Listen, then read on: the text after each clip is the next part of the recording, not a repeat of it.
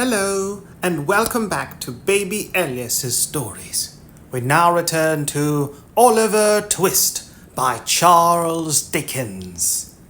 Chapter 48. The Flight of Sikes. Of all bad deeds that, under cover of the darkness, had been committed with wide London's bounds since night hung over it, that was the worst. Of all the horrors that rose with an ill scent upon the morning air, this was the foulest and most cruel. The sun, the bright sun, that brings back not light alone, but new life and hope and freshness to man, burst upon the crowded city in clear and radiant glory.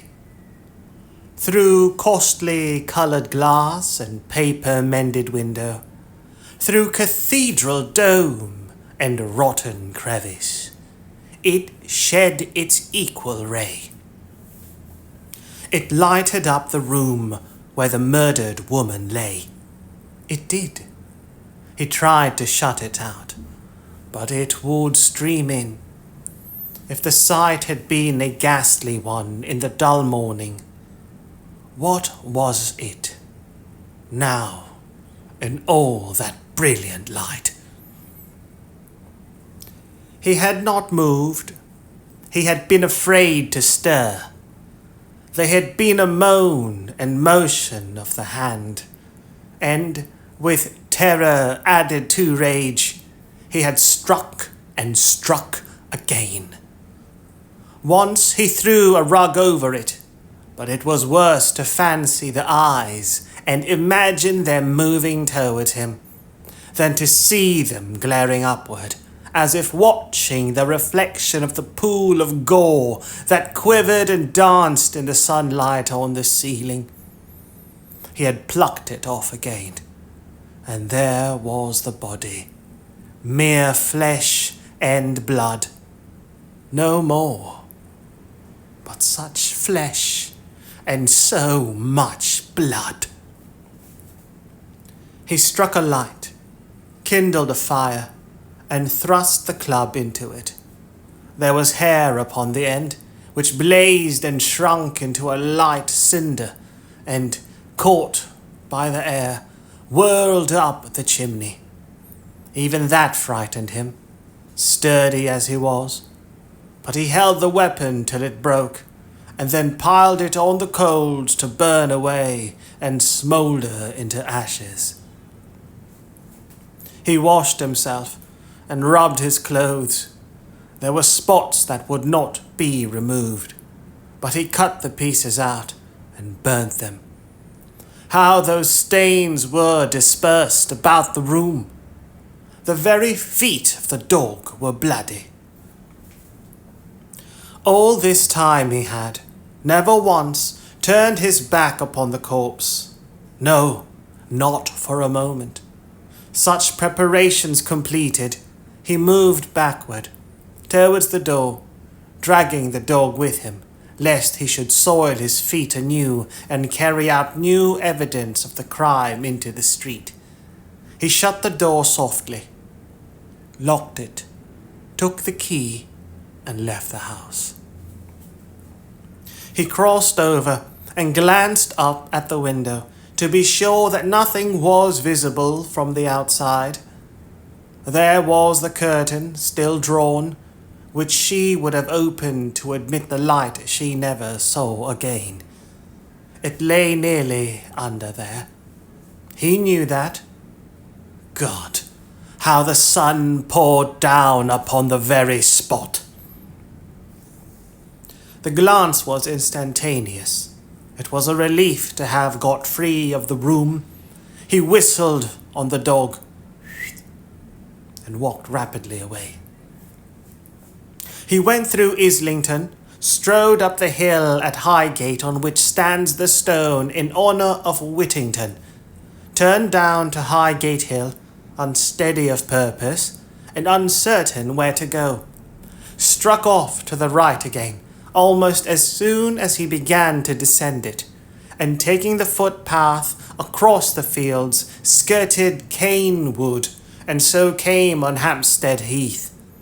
Traversing the hollow by the Vale of Heath, he mounted the opposite bank, and crossing the road which joins the village of Hampstead and Highgate, made along the remaining portion of the heath to the fields at North End, in one of which he laid himself down under a hedge and slept. Soon he was up again, and away, not far into the country, but back towards London by the high road, then back again, then over another part of the same ground as he already traversed, then wandering up and down in fields and lying in ditches' brinks to rest, and starting up to make for some other spot and do the same, and ramble on again. Where could he go that was near and not too public, to get some meat and drink? Hendon. That was a good place, not far off and out of most people's way. Thither he directed his steps, running sometimes, and sometimes with a strange perversity, loitering at a snail's pace, or stopping altogether and idly breaking the hedges with a stick. But when he got there, all the people he met, the very children at the doors, seemed to view him with suspicion. Back he turned again, without the courage to purchase bit or drop, though he had tasted no food for many hours, and once more he lingered on the heath, uncertain where to go. He wandered over miles and miles of ground, and still came back to the old place. Morning and noon had passed, and the day was on the wane, and still he rambled to and fro, and up and down, and round, and still lingered about the same spot.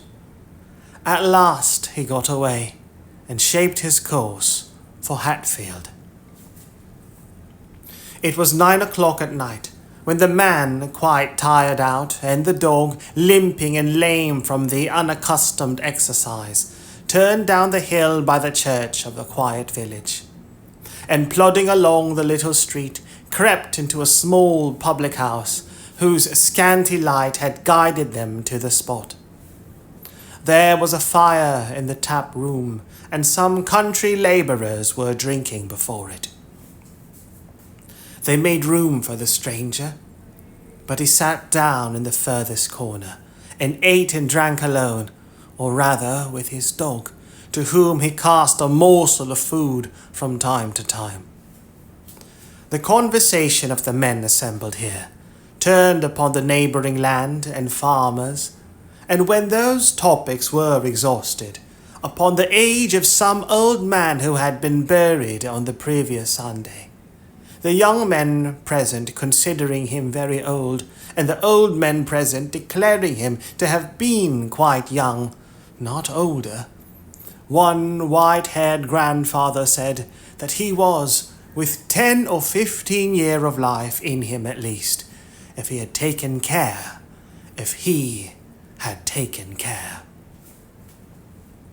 There was nothing to attract attention or excite alarm in this.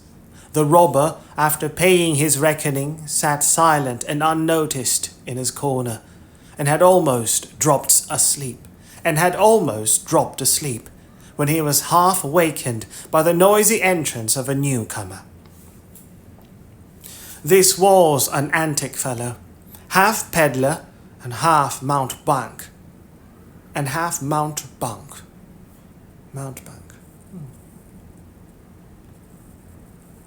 Mountebank, a person who deceives others, especially in order to trick them out of their money, a charlatan, a swindler. Mountebank. This was an antic fellow, half peddler and half mountebank, who travelled about the country on foot to vend hones, stops, razors, washballs, harnessed paste, medicine for dogs and horses, cheap perfumery, cosmetics, and such like wares, which he carried in a case slung to his back. His entrance was the signal for various homely jokes with the countrymen, which slackened not until he had made his supper and opened his box of treasures, when he ingeniously contrived to unite business with amusement. And what be that stoof? Good to eat, Harry? Asked the grinning countryman, pointing to some composition case in one corner. This, said the fellow, producing one, this is the infallible and invaluable composition for removing all sorts of stain, rust, dirt, mildew, spick, speck, spot, or spatter from silk, satin, linen, cambric cloth, crepe, stuff, carpet, merino, muslin, bombazine, or woolen stuff. Wine stains, fruit stains, beer stains, water stains, paint stains, pitch stains, any stains all come out at one rub with the infallible and invaluable composition. If a lady stains her honour, she has only need to swallow one cake, and she's cured at once, for it's poison. If a gentleman wants to prove this, he has only need to bolt one little square, and he has put it beyond question, for it's quite as satisfactory as a pistol bullet, and a great deal nastier in the flavour. Consequently, the more credit in taking it. 1 penny a square. With all these virtues, 1 penny a square. There were 2 buyers directly, and more of the listeners plainly hesitated. The vendor, observing this, increased in loquacity. Loquacity, the quality of talking a great deal, talkativeness, loquacity. Loquacity. The vendor, observing this, increased in loquacity. It's all bought up as fast as it can be made, said the fellow. There are 14 water mills, 6 steam engines, and a galvanic battery, always a-working upon it, and they can't make it fast enough, though the men work so hard that they die off, and the widows is pensioned directly with £20 a year for each of the children, and a premium of 50 for twins. 1 penny a square. 2 halfpence is all the same, and 4 farthings is received with joy. 1 penny a square. Wine stains, fruit stains, beer stains, water stains, paint stains, pitch stains, mud stains, blood stains.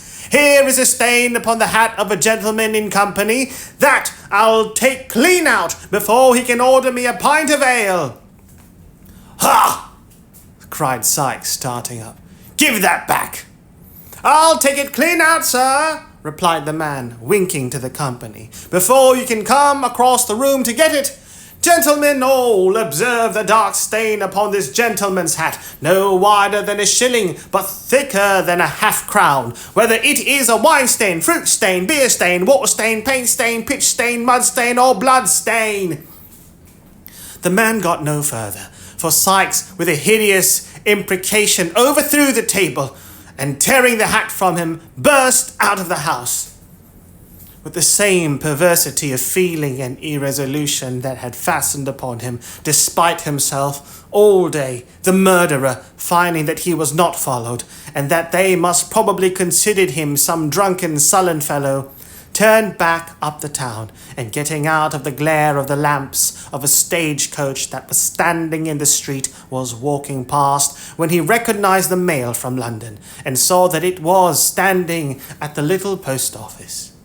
He almost knew what was to come, but he crossed over and listened. The guard was standing at the door, waiting for the letter bag. A man dressed like a gamekeeper came up at the moment, and he handed him a basket which lay ready on the pavement. "That's for your people," said the guard. "Now look alive in there, will you? Damn that 'ere bag. It warn't ready last night. It warn't ready night afore last. This won't do, you know."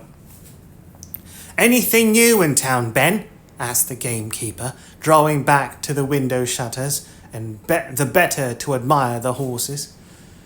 "No, nothing that I knows on," replied the man, pulling on his gloves. "Corn's up a little. I heard talk of a murder too, down Spitalfields way, but I don't reckon much upon it." "Oh, that's quite true," said a gentleman inside, who was looking out of the window. "And a dreadful murder it was." "What's it, sir?" rejoined the guard, touching his hat. "Man or woman, pray, sir?" "A woman," replied the gentleman. "It is supposed." "Now, Ben," replied the coachman impatiently. "Damn that 'ere bag," said the guard. "Are you gone to sleep in there?" "Coming!" cried the office keeper, running out.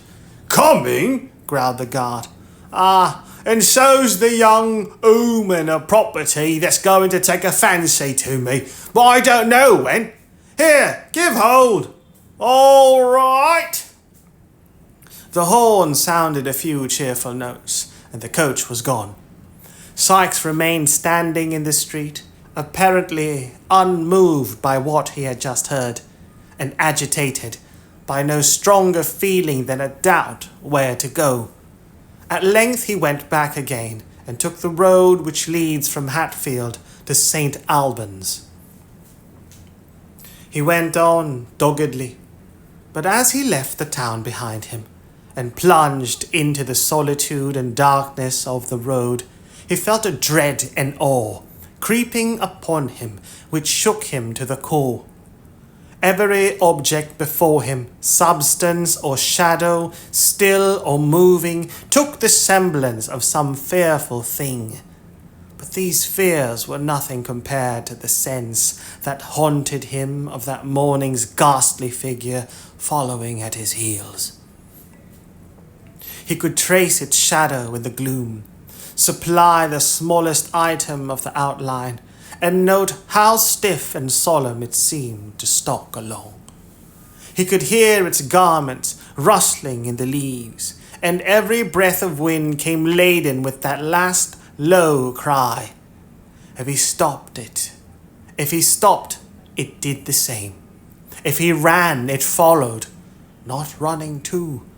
That would have been a relief, but like a corpse endowed with the mere machinery of life, and borne on one slow melancholy wind that never rose or fell. At times he turned, with desperate determination, resolved to beat this phantom off, though it should look him dead. But the hair rose on his head, and his blood stood still, for it had turned with him, and was behind him then. He had kept it before him that morning, but it was behind now, always. He leaned his back against a bank, and felt that it stood above him, visibly out against the cold night sky. He threw himself upon the road, on his back upon the road. At his head it stood, silent, erect, and still, a living gravestone, with its epitaph in blood. Let no man talk of murderers escaping justice, and hint that Providence must sleep. There were 20 score of violent deaths in one long minute of that agony of fear. There was a shed in a field he passed that offered shelter for the night. Before the door were 3 tall poplar trees, which made it very dark within, and the wind moaned through them with a dismal wail. He could not walk on till daylight came again, and here he stretched himself close to the wall to undergo new torture. For now a vision came before him, as constant and more terrible than that from which he had escaped.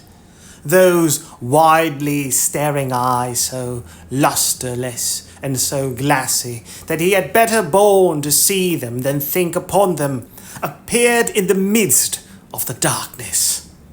Light in themselves, but giving light to nothing. There were but two, but they were everywhere. If he shut out the sight, there came the room with every well-known object, some, indeed, that he would have forgotten if he had gone over its contents from memory, each in its accustomed place. The body was in its place, and its eyes were as he saw them when he stole away. He got up and rushed into the field without. The figure was behind him. He re-entered the shed and shrunk down once more. The eyes were there before he had laid himself along. And here he remained in such terror as none but he can know, trembling in every limb, and the cold sweat starting from every pore, when suddenly there arose upon the night wind the noise of distant shouting, and the roar of voices mingled in alarm and wonder. Any sound of men in that lonely place, even though it conveyed a real cause of alarm, was something to him. He regained his strength and energy at the prospect of personal danger, and springing to his feet, rushed into the open air.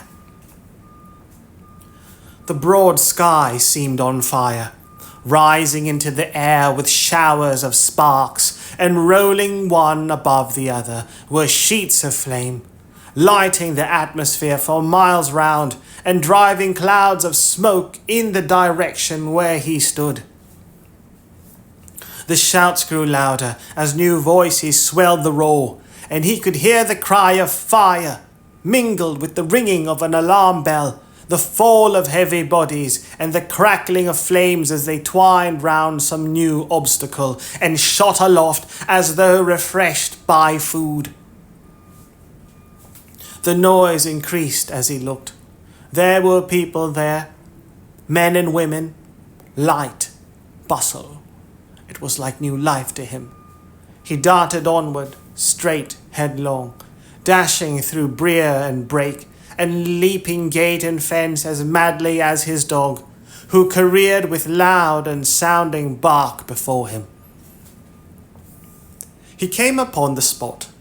There were half-dressed figures tearing to and fro, some endeavouring to drag the frightened horses from the stables, others driving the cattle from the yard and outhouses, and others coming laden from the burning pile amidst a shower of falling sparks and the tumbling down of red-hot beams. The apertures, where doors and windows stood an hour ago, disclosed a mass of raging fire. Walls rocked and crumbled into the burning well, the molten lead and iron poured down, white hot upon the ground. Women and children shrieked, and men encouraged each other with noisy shouts and cheers. The clanking of the engine pumps and the spurting and hissing of the water as it fell upon the blazing wood added to the tremendous roar. Shh! He shouted too till he was hoarse, and flying from memory and himself, plunged into the thickest of the throng. Hither and thither he dived that night, now working at the pumps, and now hurrying through the smoke and flame, but never ceasing to engage himself wherever noise and men were thickest. Up and down the ladders, upon the roofs of buildings, over floors that quaked and trembled with his weight, under the lee of falling bricks and stones, in every part of that great fire was he. But he bore a charmed life, and had neither scratch nor bruise, nor weariness, nor thought, till morning dawned again, and only smoke and blackened ruins remained. This mad excitement over, there returned with tenfold force the dreadful consciousness of his crime. He looked suspiciously about him, for the men were conversing in groups, and he feared to be the subject of their talk. The dog obeyed the significant beck of his finger, and they drew off stealthily together. He passed near an engine where some men were seated, and they called to him to share in their refreshment. He took some bread and meat, and as he drank a draught of beer, heard the firemen, who were from London, talking about the murder. "He has gone to Birmingham, they say," said one. "But they'll have him yet, for the scouts are out, and by tomorrow night there'll be a cry all through the country." He hurried off, and walked till he almost dropped upon the ground, then lay down in the lane and had a long but broken and uneasy sleep. He wandered on again, irresolute and undecided, and oppressed with the fear of another solitary night. Suddenly, he took the desperate resolution to going back to London. "There's somebody to speak to there, at all event," he thought. "A good hiding place, too. They'll never expect to nab me there after this country's sent. Why can't I lie by for a week or so, and, forcing blunt from Fagin, get abroad to France? Damn, I'll risk it." He acted upon this impulse without delay, and choosing the least frequented roads, began his journey back, resolved to lie concealed within a short distance of the metropolis, and entering it at dusk by a circuitous route, to proceed straight to that part of it which he had fixed on for his destination. The dog, though, if any description of him were out, it would not be forgotten that the dog was missing, and had probably gone with him. This might lead to his apprehension as he passed along the streets. He resolved to drown him, and walked on, looking about for a pond, picking up a heavy stone and tying it to his handkerchief as he went. The animal looked up into his master's face while these preparations were making. Whether his instinct apprehended something of their purpose, or the robber's sidelong look at him was sterner than ordinary, he skulked a little further in the rear than usual, and cowered as he came more slowly along. When his master halted at the brink of a pool, and looked round to call him, he stopped outright. "Do you hear me call? Come here!" cried Sikes. The animal came up from the very force of habit, but as Sikes stooped to attach the handkerchief to his throat, he uttered a low growl and started back. "Come back!" said the robber. The dog wagged his tail, but moved not. Sikes made a running noose and called him again. The dog advanced, retreated, paused an instant, and scoured away at his hardest speed. The man whistled again and again, and sat down and waited in the expectation that he would return. But no dog appeared, and at length he resumed his journey. Chapter 49. Monks and Mr. Brownlow at length meet, their conversation and the intelligence that interrupts it. The twilight was beginning to close in when Mr. Brownlow alighted from a hackney coach at his own door and knocked softly. The door being opened, a sturdy man got out of the coach and stationed himself on one side of the steps, while another man, who had been seated on the box, dismounted too, and stood upon the other side. At a sign from Mr. Brownlow, they helped out a third man, and taking him between them, hurried him into the house. This man was Monks.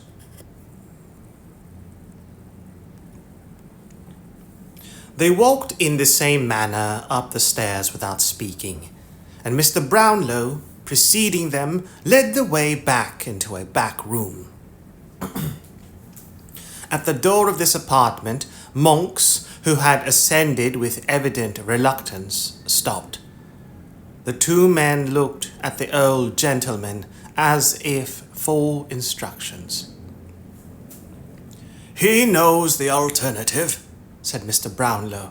"If he hesitates or moves a finger, but as you bid him, drag him into the street, call for the aid of the police, and impeach him as a felon in my name." "How dare you say this of me?" asked Monks. "How dare you urge me to it, young man?" replied Mr. Brownlow, confronting him with a steady look. "Are you mad enough to leave this house? Unhand him! There, sir, you are free to go, and we to follow. But I warn you, by all I hold most solemn and most sacred, that instant will have you apprehended on a charge of fraud and robbery. I am resolute and immovable. If you are determined to be the same, your blood be upon your own head." "By what authority am I kidnapped in the street and brought here by these dogs?" asked Monks, looking from one to the other of the men who stood beside him. "By mine," replied Mr. Brownlow. "Those persons are indemnified. Indemnified. Compensate someone for harm or loss. Reimburse or insure. Indemnify. "By mine," replied Mr. Brownlow. "Those persons are indemnified by me. If you complain of being deprived of your liberty, you had power and opportunity to retrieve it as you came along, but you deemed it advisable to remain quiet.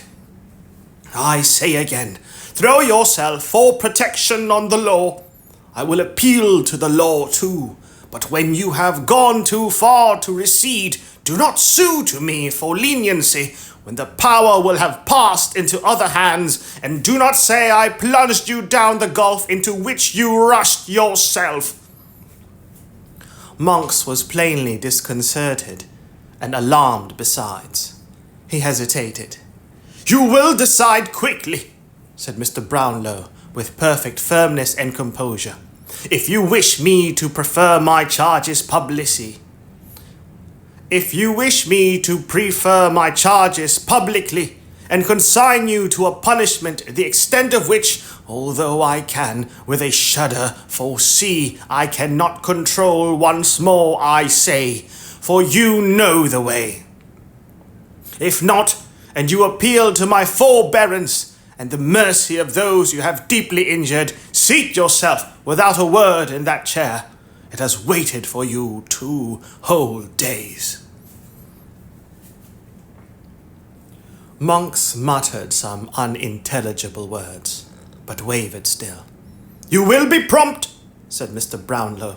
"A word from me, and the alternative has gone forever." Still the man hesitated. "I have not the inclination to parley," said Mr. Brownlow, "and as I advocate the dearest interests of others, I have not the right."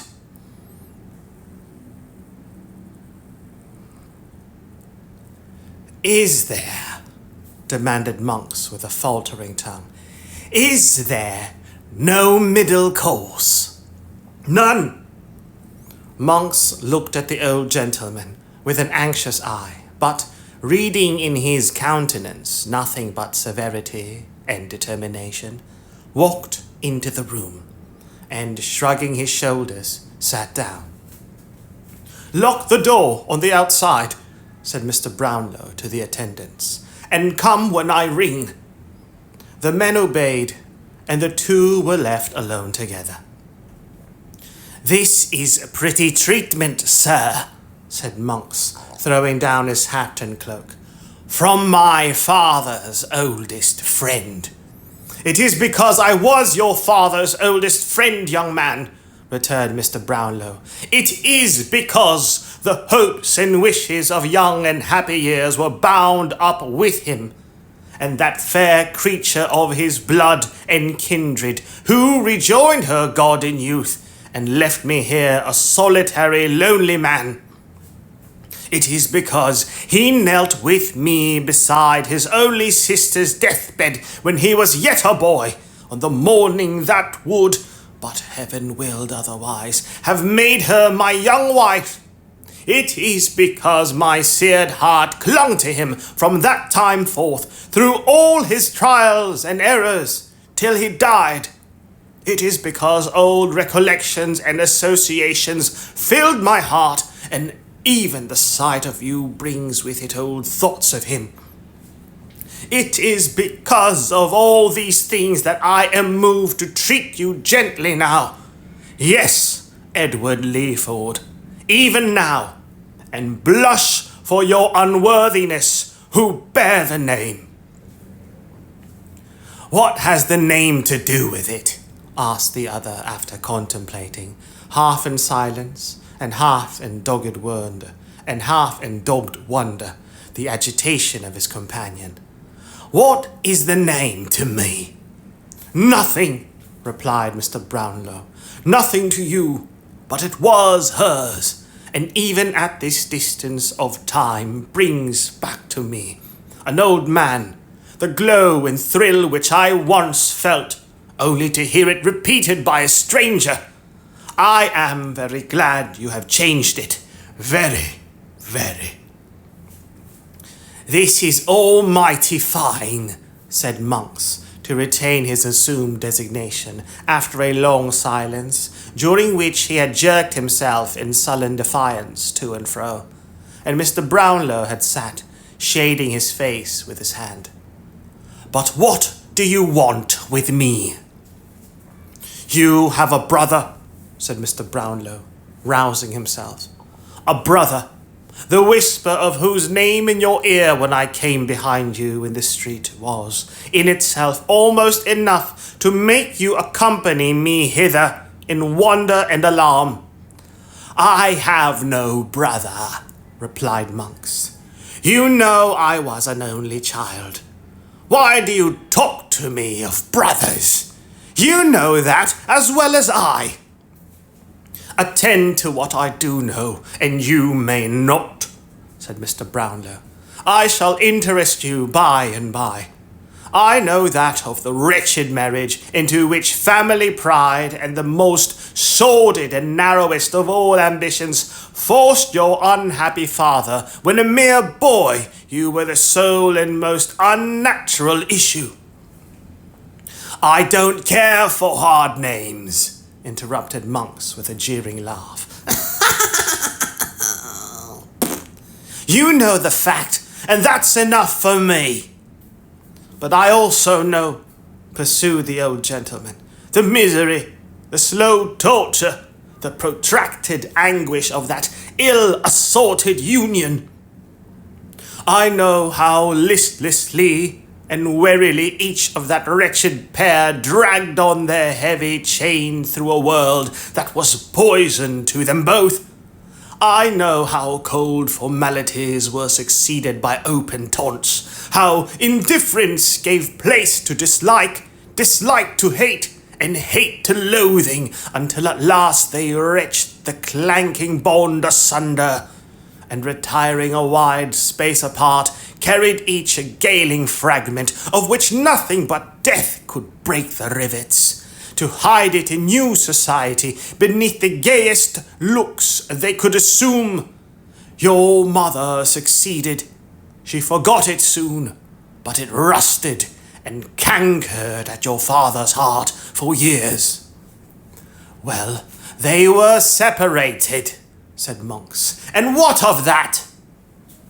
When they had been separated for some time, returned Mr. Brownlow, and your mother, wholly given up to continental frivolities, had utterly forgotten the young husband 10 good years her junior, who, with prospects blighted, lingered on at home, he fell among new friends. This circumstance, at least, you know already.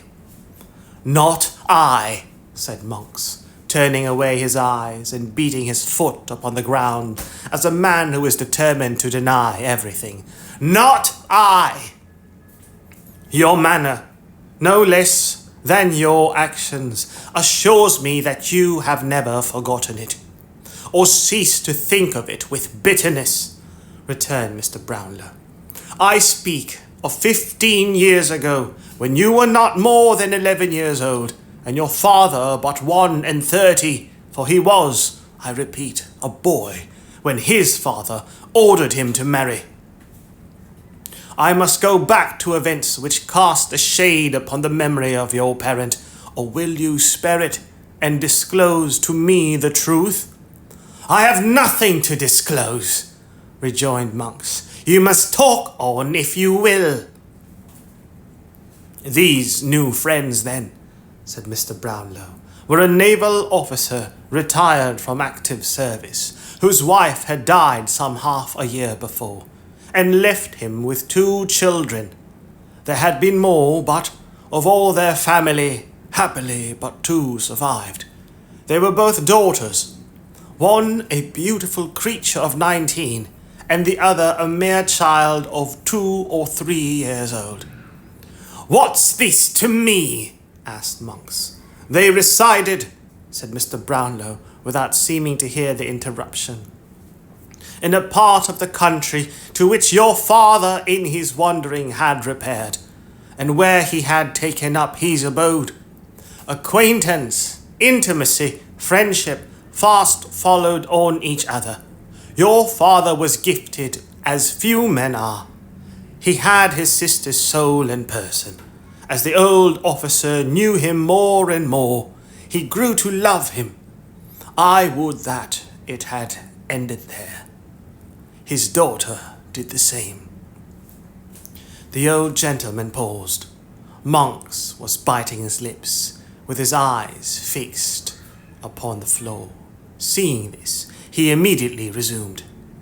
The end of a year found him contracted, solemnly contracted, to that daughter, the object of the first, true, ardent, only passion of a guileless girl.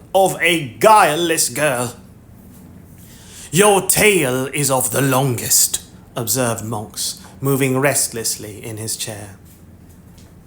It is a true tale of grief and trial and sorrow, young man, returned Mr. Brownlow, and such tales usually are. If it were one of unmixed joy and happiness, it would be very brief. At length one of those rich relations to strengthen whose interest and importance your father had been sacrificed, as others are often. It is no uncommon case. Died, and to repair the misery he had been instrumental in occasioning, left him his panacea for all griefs, money. It was necessary that he should immediately repair to Rome, whither this man had sped for health, and where he had died, leaving his affairs in great confusion.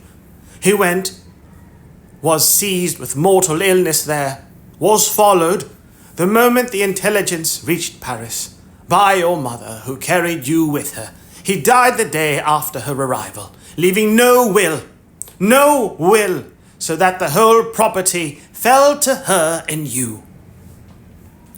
At this part of the recital, Monks held his breath and listened with a face of intense eagerness, though his eyes were not directed towards the speaker. As Mr. Brownlow paused, he changed his position with an air of one who has experienced a sudden relief and wiped his hot face and hands. Before we went abroad, and as he passed through London on his way, said Mr. Brownlow, slowly, and fixing his eyes upon the other's face, he came to me. I never heard of that, interrupted Monks in a tone intended to appear incredulous, but savouring more of disagreeable surprise. Incredulous of a person or their manner, unwilling or unable to believe something. Disbelieving, incredulous. He came to me and left with me, among some other things, a picture, a portrait painted by himself, a likeness of this poor girl, which he did not wish to leave behind and could not carry forward on his hasty journey. He was worn by anxiety and remorse, almost to a shadow, talked in a wild, distracted way of ruin and dishonor worked by himself, confided to me his intention to convert his whole property at any loss into money, and having settled on his wife and you a portion of his recent acquisition, to fly the country. I guessed too well he would not fly alone, and never see it more. Even from me, his old and early friend, whose strong attachment had taken root in the earth that covered one most dear to both, even from me he withheld any more particular confession, promising to write and tell me all, and after that to see me once again for the last time on earth. Alas, that was the last time. I had no letter, and I never saw him more. I went, said Mr. Brownlow after a short pause. I went, when all was over, to this scene of his. I will use the term the world would freely use, for worldly harshness or favour are now alike to him, of his guilty love. Resolved that if my fears were realized, that erring child should find one heart and home to shelter and compassionate her. The family had left that part a week before. They had called in such trifling debts as were outstanding, discharged them, and left the place by night. Why or whither, none can tell. Monks drew his breath yet more freely, and looked round with a smile of triumph. When your brother, said Mr. Brownlow, drawing nearer to the other's chair, when your brother, a feeble, ragged, neglected child, was cast in my way by a stronger hand than chance, and rescued by me from a life of vice and infamy. What? Cried Monks. By me, said Mr. Brownlow. I told you I should interest you before long. I say by me. I see that your cunning associate suppressed my name, although for aught he knew, it would be quite strange to your ears. When he was rescued by me, then, and lay recovering from sickness in my house, his strong resemblance to this picture I have spoken of struck me with astonishment. Even when I first saw him in all his dirt and misery, there was a lingering expression in his face that came upon me like a glimpse of some old friend flashing on one in a vivid dream. I need not tell you he was snared away before I knew his history. Why not? Asked Monks hastily. Because you know it well. Denial to me is vain, replied Mr. Brownlow. I shall show you that I know more than that. You can't prove anything against me, stammered Monks. I defy you to do it. We shall see, returned the old gentleman with a searching glance. I lost the boy, and no efforts of mine could recover him. Your mother being dead, I knew that you alone could solve the mystery, if anybody could. And as when I had last heard of you, you were on your own estate in the West Indies, whither, as you well know, you retired upon your mother's death to escape the consequences of vicious courses here. I made the voyage. You had left it months before, and were supposed to be in London, but no one could tell where. I returned. Your agents had no clue to your residence. You came and went, they said, as strangely as you had ever done, sometimes for days together, and sometimes not for months, keeping to all appearance the same low haunts, and mingling with the same infamous herd who had been your associates when a fierce, ungovernable boy. I wearied them with new applications. I paced the streets by night and day. But until 2 hours ago, all my efforts were fruitless. and I never saw you for an instant." "And now you do see me," said Monks, rising boldly. "What then? Fraud and robbery are high-sounding words, justified, you think, by a fancied resemblance in some young imp to an idle daub of a dead man's brother. You don't even know that a child was born of this maudlin pair. You don't even know that." "I did not," replied Mr. Brownlow, rising too. "But within the last fortnight I have learnt it all. You have a brother. You know it, and him. There was a will which your mother destroyed, leaving the secret and the gain to you at her own death. It contained a reference to some child likely to be the result of this sad connection, which child was born and accidentally encountered by you when your suspicions were first awakened by his resemblance to your father. You repaired to the place of his birth. There existed proofs long suppressed, of his birth and parentage. These proofs were destroyed by you, and now, in your own words, to your accomplice, the Jew, the only proofs of the boy's identity lie at the bottom of the river, and the old hag that received them from the mother. And the old hag that received them from the mother is rotting in her coffin. Unworthy son, coward, liar, you who hold your counsels with thieves and murderers in dark rooms at night, you whose plots and wiles have brought a violent death upon the head of one worth millions, such as you who from your cradle were gall and bitterness to your own father's heart, and in whom all evil passions, vice, and profligacy festered, till they found a vent in a hideous disease which had made your face an index even to your mind. You, Edward Leeford, do you still brave me?" "No, no, no," returned the coward, overwhelmed by these accumulated charges. "Every word," cried the gentleman, "every word that has passed between you and this detested villain is known to me.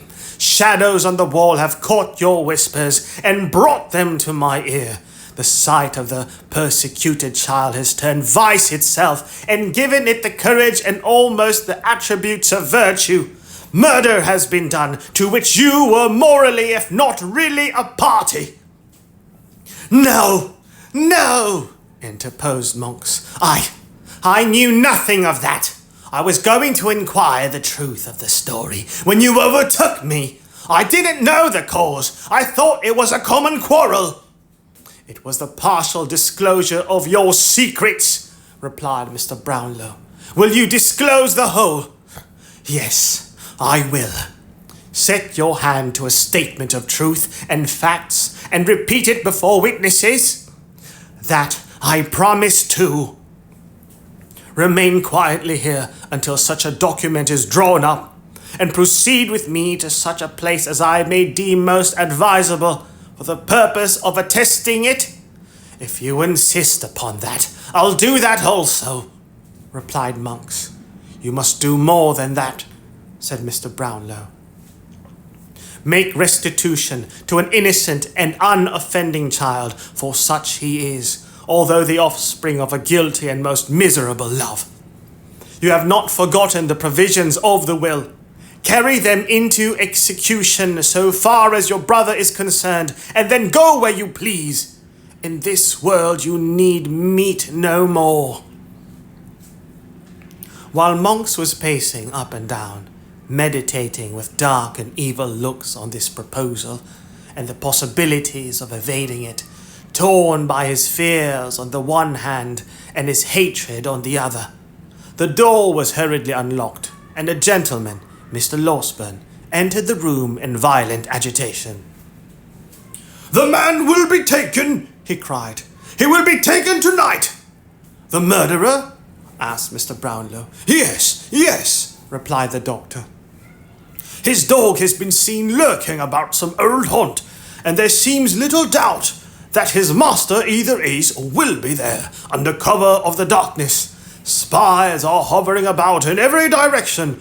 I've spoken to the men who are charged with his capture, and they tell me he cannot escape. A reward of £100 is proclaimed by government tonight. I will give 50 more, said Mr. Brownlow, and proclaim it with my own lips upon the spot if I can reach it. Where is Mr. Maylie? Harry, as soon as he had seen your friend here, safe in a coach with you. Harry, as soon as he had seen your friend here, safe in a coach with you, he hurried off to where he heard this, replied the doctor, and mounting his horse, sallied forth to join the first party at some place in the outskirts, agreed upon between them. Fagin, said Mr. Brownlow, what of him? When I last heard, he had not been taken, but he will be, or is, by this time. They're sure of him. Have you made up your mind? Asked Mr. Brownlow in a low voice of Monk's. Yes, he replied. You will be secret with me. I will. Remain here till I return. It is your only hope of safety. They left the room, and the door was again locked. Click! What have you done? Asked the doctor in a whisper. All that I could hope to do, and even more. Coupling the poor girl's intelligence with my previous knowledge and the result of our good friend's inquiries on the spot, I left him no loophole of escape, and laid bare the whole villainy which by these lights became plain as day. Write and appoint the evening after tomorrow at 7 for the meeting. We shall be down there a few hours before, but shall require rest, especially the young lady, who may have greater need of firmness than either you or I can quite foresee just now. But my blood boils to avenge this poor murdered creature. Which way have they taken? Drive straight to the office, and you will be in time, replied Mr. Losberne. I will remain here. The two gentlemen hastily separated, each in a fever of excitement, wholly uncontrollable. Chapter 50. The Pursuit and Escape. Near to that part of the Thames on which the church at Rotherhithe,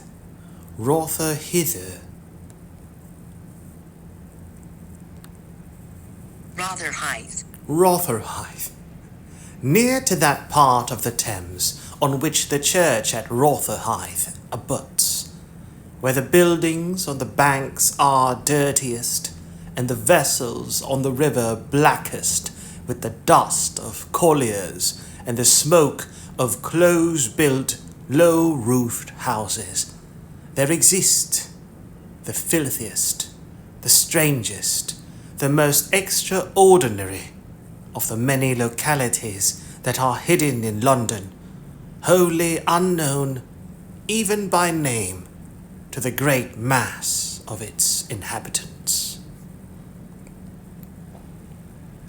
To reach this place, the visitor has to penetrate through a maze of close, narrow, and muddy streets, thronged by the roughest and poorest of waterside people, and devoted to the traffic they may be supposed to occasion.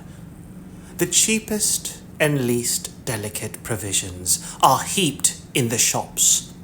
The coarsest and commonest articles of wearing apparel dangle at the salesman's door, and stream from the house parapet and windows. Jostling with unemployed labourers of the lowest class, ballast heavers, coal whippers, brazen women, ragged children, and the raff and refuse of the river, he makes his way with difficulty along, assailed by offensive sights and smells from the narrow alleys which branch off on the right and left, and deafened by the clash of ponderous wagons that bear great piles of merchandise from the stacks of warehouses that rise from every corner.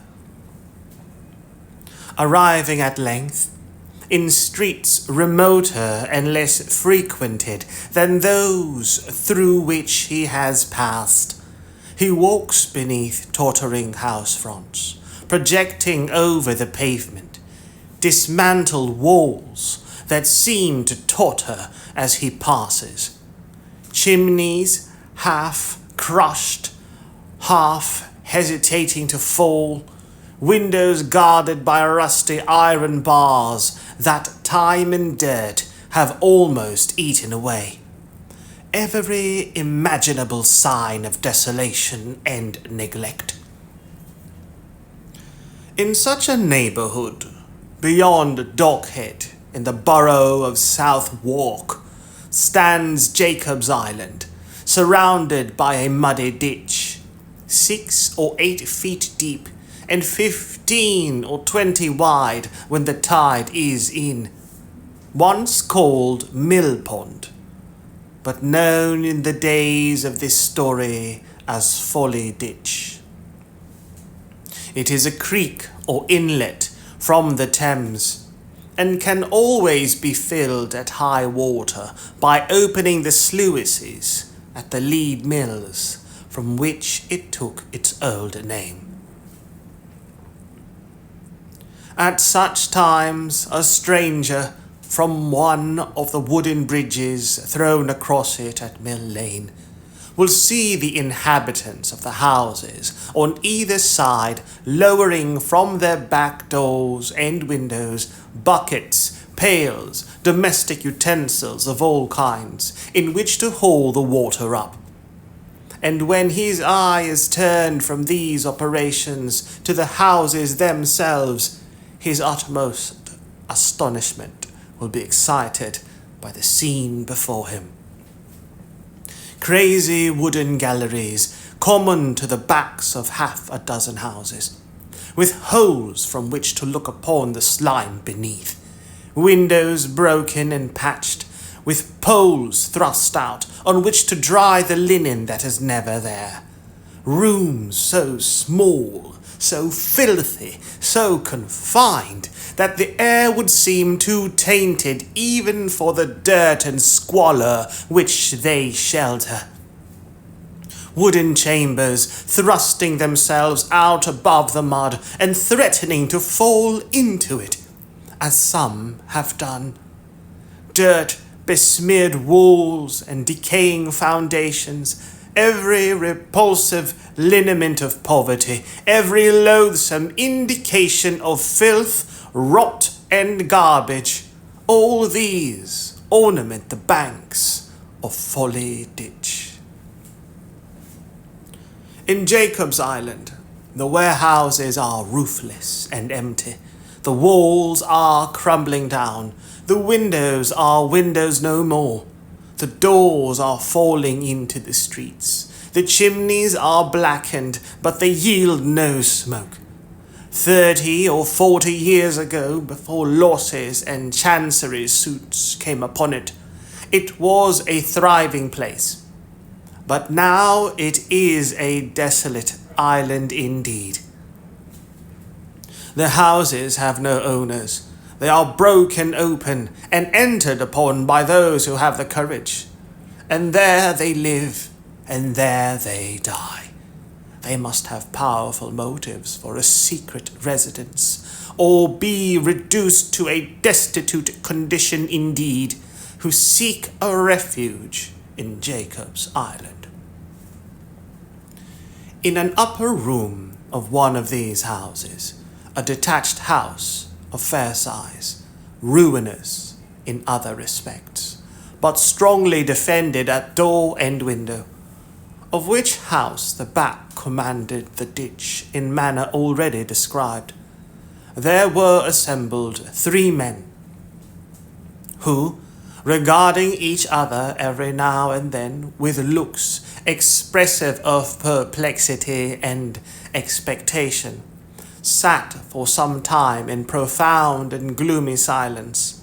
One of these was Toby Crackit, another Mr. Chitling, and the third a robber of 50 years, whose nose had been almost beaten in some old scuffle, and whose face bore a frightful scar which might probably be traced to the same occasion. This man was a return transport, and his name was Kaggs. "I wish," said Toby, turning to Mr. Chitling, "that you had picked out some other Crig when the two old ones got too warm, and had not come here, my fine feller." "Why didn't you, blunderhead?" said Kaggs. "Well, I thought you'd have been a little more glad to see me than this," replied Mr. Chitling with a melancholy air. "Why, look here, young gentleman," said Toby. "When a man keeps himself so very exclusive, as I have done, and by that means has a snug house over his head with nobody a-prying and smelling about it, it's rather a startling thing to have the honour of a visit from a young gentleman, however respectable and pleasant a person he may be to play cards with at conveniency, circumstanced as you are. Especially when the exclusive young man has got a friend stopping with him that's arrived sooner than was expected from foreign parts, and is too modest to want to be presented to the judges on his return," added Mr. Kaggs. There was a short silence, after which Toby Crackit, seeming to abandon as hopeless any further effort to maintain his usual devil-may-care swagger, turned to Chitling and said, "When was Fagin took then?" "Just at dinner time, 2 o'clock this afternoon. Charlie and I made our lucky up the Warshus chimney, and Bolter got into the empty water butt, head downwards, but his legs were so precious long that they stuck out at the top, and so they took him too." "And Bet? Poor Bet, she went to see the body, to speak to who it was," replied Chitling, his countenance falling more and more, "and went off mad, screaming and raving, and beating her head against the boards, so they put a straight wetsuit on her and took her to the hospital, and there she is. So they put a straight waistcoat on her and took her to the hospital, and there she is." "What's come of young Bates?" demanded Kaggs. "He hung about not to come over here afore dark, but he'll be here soon," replied Chitling. "There's nowhere else to go to now, for the people at the Cripples are all in custody, and the bar of the Ken, I went up there and see it with my own eyes, is filled with traps." "This is a smash," observed Toby, biting his lips. "There's more than one will go with this." "The sessions are on," said Kaggs. "If they get the inquest over and Bolter turns King's evidence, as of course he will, from what he's said already, they can prove Fagin an accessory before the fact and get the trial on Friday, and he'll swing in 6 days from this, by God." "You should have heard the people groan," said Chitling. "The officers fought like devils, or they'd have torn him away. He was down once, but they made a ring around him and fought their way along. You should have seen how he looked about him, all muddy and bleeding, and clung to them as if they were his dearest friends. I can see him now, not able to stand upright with the pressing of the mob, and dragging him along amongst them. I can see the people jumping up, one behind another, and snarling with their teeth and making at him. I can see the blood upon his hair and beard, and hear the cries with which the women worked themselves into the centre of the crowd at the street corner, and swore they'd tear his heart out. The horror-stricken witness of this scene pressed his hands upon his ears, and with his eyes closed, got up and paced violently to and fro like one distracted. While he was thus engaged, and the two men sat by in silence, with their eyes fixed upon the floor, a pattering noise was heard upon the stairs, and Sikes's dog bounded into the room. They ran to the window downstairs and into the street. The dog had jumped in at an open window. He made no attempt to follow them, nor was his master to be seen. "What's the meaning of this?" said Toby, when they had returned. "He can't be coming here. I hope not." "If he was coming here, he'd have come with the dog," said Kaggs, stooping down to examine the animal, who lay panting on the floor. "Here, give us some water for him. He has run himself faint." "He's drunk it all up, every drop," said Chitling, after watching the dog some time in silence. "Covered with mud, lame, half blind. He must have come a long way." "Where can he have come from?" exclaimed Toby. "He's been to the other kens, of course, and finding them filled with strangers, come on here, where he's been a many time and often. But where can he have come from first, and how comes he's here alone without the other?" None of them called the murderer by his old name. "He can't have made away with himself. What do you think?" said Chitling. Toby shook his head. "If he had," said Kaggs, "the dog would want to lead us away to where he did it. No, I think he's got out of the country and left the dog behind. He must have given him the slip somehow, or he wouldn't be so easy."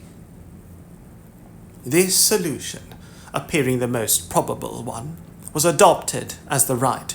The dog, creeping under a chair, coiled himself up to sleep, without more notice from anybody. It being now dark, the shutter was closed, and a candle light and placed. It being now dark, the shutter was closed, and a candle lighted and placed upon the table. The terrible events of the last 2 days had made a deep impression on all three, increased by the danger and uncertainty of their own position. They drew their chairs closer together, starting at every sound. They spoke little, and that in whispers, and were as silent and awe-stricken as if the remains of the murdered woman lay in the next room. They had sat thus some time, when suddenly was heard a hurried knocking at the door below. "Young Bates," said Kaggs, looking angrily round to check the fear he felt himself. The knocking came again. No, it wasn't he. He never knocked like that. Crackit went to the window, and shaking all over, drew in his head. There was no need to tell them who it was. His pale face was enough. The dog, too, was on the alert in an instant, and ran whining to the door. "We must let him in," he said, taking up the candle. "Isn't there any help for it?" asked the other man in a hoarse voice. "None. He must come in." "Don't leave us in the dark," said Kaggs, taking down a candle from the chimney-piece and lighting it, with such a trembling hand that the knocking was twice repeated before he had finished. Crackit went down to the door and returned, followed by a man with the lower part of his face buried in a handkerchief, and another tied over his head under his hat. He drew them slowly off. Blanched face, sunken eyes, hollow cheeks, beard of 3 days' growth, wasted flesh, short, thick breath. It was the very ghost of Sikes. He laid his hand upon a chair which stood in the middle of the room, but shuddering as he was about to drop into it, and seeming to glance over his shoulder, dragged it back close to the wall, as close as it would go, and ground it against it, and sat down. Not a word had been exchanged. He looked from one to another in silence. If an eye were furtively raised and met his, it was instantly averted. When his hollow voice broke silence, they all three started. They seemed never to have heard its tones before. "How came that dog here?" he asked. "Alone, 3 hours ago." "Tonight's paper says that Fagin's took. Is it true or a lie?" "True." They were silent again. "Damn you all," said Sikes, passing his hand across his forehead. "Have you nothing to say to me?"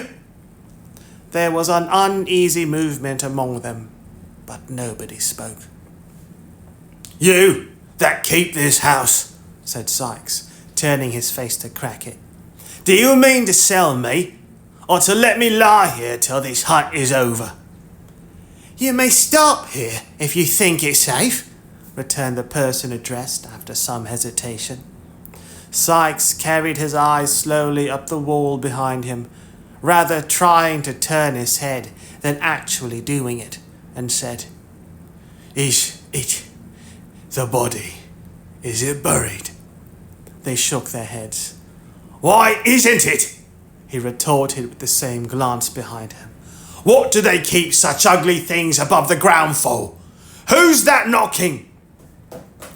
Crackit intimated by a motion of his hand as he left the room that there was nothing to fear, and directly came back with Charlie Bates behind him.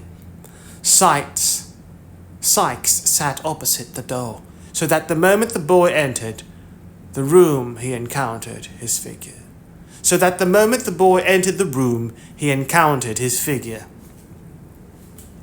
"Toby," said the boy, falling back as Sikes turned his eyes towards him. "Why didn't you tell me this downstairs?" There had been something so tremendous in the shrinking off of the three.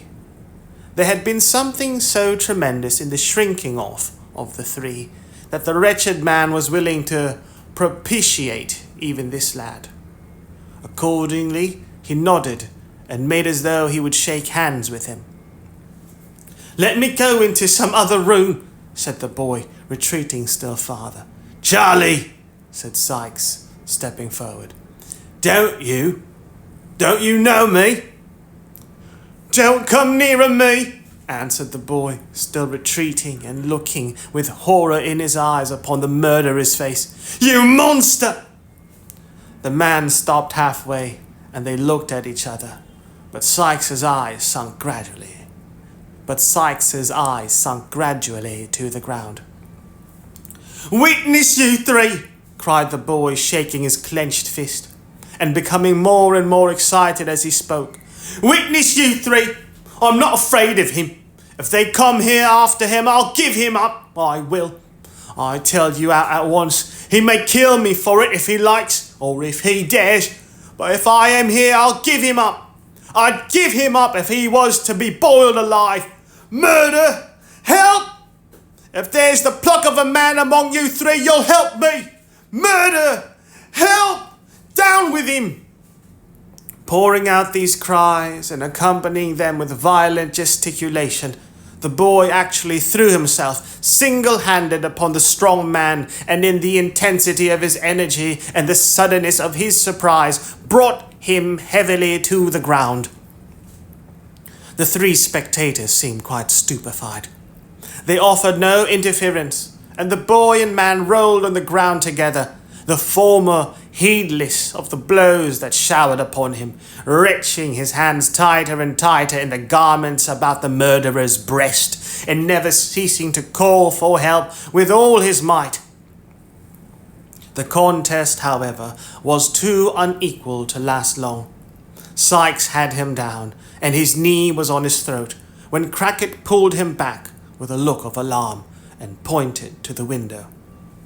There were lights gleaming below, voices in loud and earnest conversation, the tramp of hurried footsteps.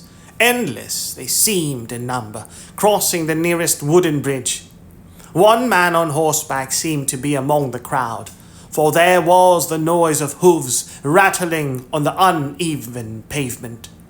The gleam of lights increased. The footsteps came more thickly and noisily on. Then came a loud knocking at the door, and then a hoarse murmur from such a multitude of angry voices as would have made the boldest quail. "Help!" shrieked the boy in a voice that rent the air. "He's here! Break down the door!" "In the king's name!" cried the voices without, and the hoarse cry arose again, but louder. "Break down the door!" screamed the boy. "I tell you, they'll never open it!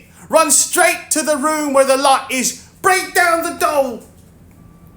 Strokes, thick and heavy, rattled upon the door and lower window shutters as he ceased to speak, and a loud huzzah burst from the crowd, giving the listener for the first time some adequate idea of its immense extent. "Open the door of some place where I can lock this screeching hell babe!" cried Sikes fiercely, running to and fro and dragging the boy now as easily as if he were an empty sack. "That door! Quick!" He flung him in, bolted it and turned the key. "Is the downstairs door fast?" "Double locked and chained," replied Crackit, who, with the other two men, still remained quite helpless and bewildered. "The panels, are they strong?" "Lined with sheet iron. And the windows too." "Yes, and the windows." "Damn you!" cried the desperate ruffian, throwing up the sash and menacing the crowd. "Do your worst! I'll cheat you yet!" Of all the terrific yells that ever fell on mortal ears, none could exceed the cry of the infuriated throng. Some shouted to those who were nearest to set the house on fire. Others roared to the officers to shoot him dead. Among them all, none showed such fury as the man on horseback, who, throwing himself out of the saddle and bursting through the crowd as if he were parting water, cried beneath the window in a voice that rose above all others, "20 guineas to the man who brings a ladder!" The nearest voices took up the cry, and hundreds echoed it. Some called for ladders, some for sledgehammers, some ran with torches to and fro as if to seek them, and still came back and roared again. Some spent their breath in impotent curses and execrations. Some pressed forward with the ecstasy of madmen, and thus impeded the progress of those below. Some among the boldest attempted to climb up by the waterspout and crevices in the wall, and all waved to and fro in the darkness beneath, like a field of corn moved by an angry wind, and joined from time to time in one loud, furious roar. "The tide!" cried the murderer, as he staggered back into the room and shut the faces out. "The tide was in as I came up. Give me a rope, a long rope. They're all in front. I may drop into the folly ditch and clear off that way. Give me a rope, or I shall do 3 more murders and kill myself." The panic-stricken men pointed to where such articles were kept. The murderer, hastily selecting the longest and strongest cord, hurried up to the house top. All the window in the rear of the house had been long ago bricked up, except one small trap in the room where the boy was locked, and that was too small even for the passage of his body. But from this aperture he had never ceased to call on those without to guard the back, and thus, when the murderer emerged at last on the house-top by the door in the roof, a loud shout proclaimed the fact to those in front, who immediately began to pour round, pressing upon each other in an unbroken stream. He planted a board, which he had carried up with him for the purpose, so firmly against the door that it must be matter of great difficulty to open it from the inside, and creeping over the tiles, looked over the low parapet.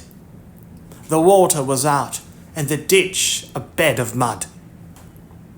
The crowd had been hushed during these few moments, watching his motions and doubtful of his purpose. But the instant they perceived it and knew it was defeated, they raised the cry of triumphant execration to which all their previous shouting had been whispers. Again and again it rose. Those who were at too great a distance to know its meaning took up the sound.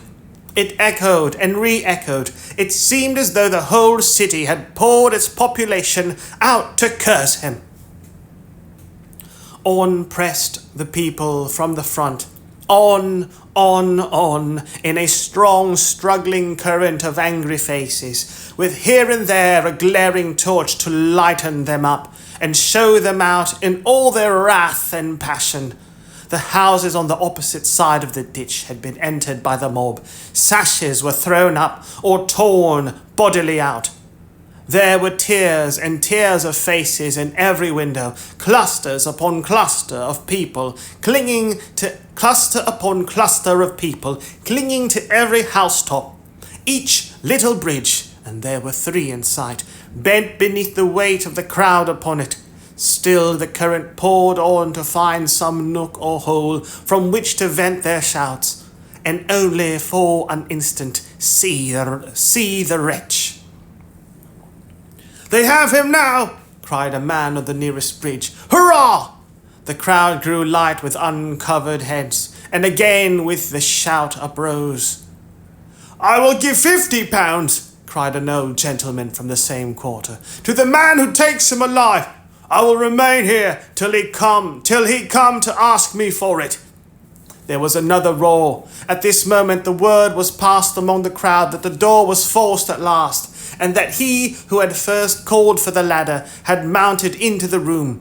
The stream abruptly turned as this intelligence ran from mouth to mouth, and the people at the windows, seeing those upon the bridges pouring back, quitted their stations, and running into the street, joined the concourse that now thronged pell-mell to the spot they had left. Each man crushing and striving with his neighbour, and all panting with impatience to get nearer the door and look upon the criminal as the officers brought him out. The cries and shrieks of those who were pressed almost to suffocation, or trampled down and trodden underfoot in the confusion, were dreadful. The narrow ways were completely blocked up, and at this time, between the rush of some to regain the space in front of the house, and the unavailing struggles of others to extricate themselves from the mass, the immediate attention was distracted from the murderer, although the universal eagerness for his capture was, if possible, increased. The man had shrunk down, thoroughly quelled by the ferocity of the crowd and the impossibility of escape. But seeing this sudden change with no less rapidity than it had occurred, he sprang upon his feet, determined to make one last effort for his life by dropping into the ditch, and, at the risk of being stifled, endeavouring to creep away in the darkness and confusion. Roused into new strength and energy, and stimulated by the noise within the house which announced that an entrance had really been effected, he set his foot against the stack of chimneys, fastened one end of the rope tightly and firmly round it, and with the other made a strong running noose by the aid of his hands and teeth almost in a second. He could let himself down by the cord to within a less distance of the ground than his own height, and had his knife ready in his hand to cut it then and drop. At the very instant when he brought the loop over his head previous to slipping it beneath his armpits, and when the old gentleman before mentioned, who had clung so tight to the railing of the bridge as to resist the force of the crowd and retain his position, earnestly warned those about him that the man was about to lower himself down, at that very instant the murderer, looking behind him on the roof, threw his arms above his head and uttered a yell of terror. "The eyes again!" he cried in an unearthly screech. Staggering as if struck by lightning, he lost his balance and tumbled over the parapet. The noose was on his neck. It ran up with his weight, tight as a bowstring, and swift as the arrow it speeds. He fell for 35 feet. There was a sudden jerk, and terrific convulsion of the limbs, and there he hung, with the open knife clenched in his stiffening hand. The old chimney quivered with the shock, but stood it bravely. The murderer swung lifeless against the wall, and the boy, thrusting aside the dangling body which obscured his view, called to the people to come and take him out, for God's sake. A dog, which had lain concealed till now, ran backwards and forwards on the parapet with a dismal howl, and collecting himself for a spring, jumped for the dead man's shoulders. Missing his arm, he fell into the ditch, turning completely over as he went, and striking his head against a stone, dashed out his brains.